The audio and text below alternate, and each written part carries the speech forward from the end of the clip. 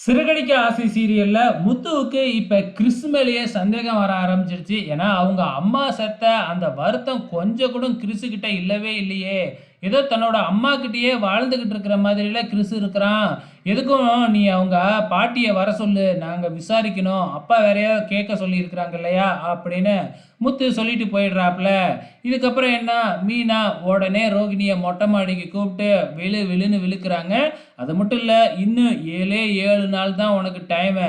அதுக்குள்ள நீயே வந்து உண்மைய சொல்லிடுற. அப்படி இல்லன்னா, நானே 7வது நாள் முடிஞ்சு சொல்லிடுவேன் அப்படின்னு சொல்லிட்டு போயிடுறாங்க. ரோகிணி கெஞ்சி கெஞ்சின்னு கெஞ்சி பார்க்குறாங்க மீனா கிட்ட. முடியவே முடியாது அப்படின்னு மீனா கராரா சொல்லிடுறாங்க. இதுக்கப்புறம் என்ன நடக்குது அப்படின்னு பார்த்தீங்கன்னா, நம்ம மனோஜ் ரோகிணிய பார்த்து, "இன்னும் 7 நாள் தான் இருக்கு" அப்படின்னு சொன்ன உடனே, "என்ன இவன் வேற 7 நாளுங்கிறானே" அப்படின்னு ரோகிணிக்கு ஒண்ணுமே புரியல. அதாவது மனோஜ் இந்த கடைய ஆரம்பிச்சு 1 வருஷம் ஆவறதுக்கு இனி 7 நாள் தான் இருக்கு அப்படின்னு சொல்லிக்கிட்டு இருக்கிறாங்க. இந்த பக்கம் நம்ம மனோஜ் இத சொல்லிக்கிட்டு இருக்கிறப்ப, இந்த பக்கம் என்னடான்னா ஸ்ருதியும் இன்னும் 7 நாள் தான் இருக்கு அப்படின்னு சொல்லிக்கிட்டு இருக்கிறாங்க. என்னடா ஒரே 7ஆ இருக்கே அப்படின்னு பார்த்தா, ஸ்ருதி ஹோட்டல் ஆரம்பிச்சு 100 நாள் வர்றதுக்கு இன்னும் 7 நாள் தான் இருக்கு அப்படின்னு சொல்லிக்கிட்டு இருக்க.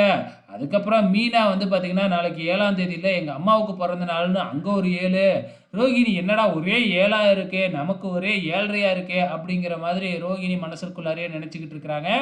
உன்னோட அம்மாவோட பிறந்த நாள்னு 7 நாளைக்கு முன்னாடியே சொல்லியிருந்தா பயங்கரமா செலிப்ரேட் பண்ணியிருக்கலாம்ல அப்படின்னு முத்து சொல்ல, அதெல்லாம் அம்மா விரும்ப மாட்டாங்க அப்படின்னு மீனா சொல்லிடுறாங்க.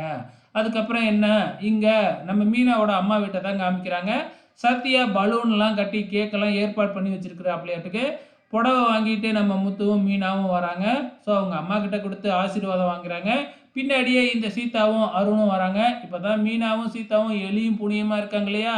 அப்படியே ஒருத்தருக்கு ஒருத்தர் முறைச்சுக்கிறாங்க.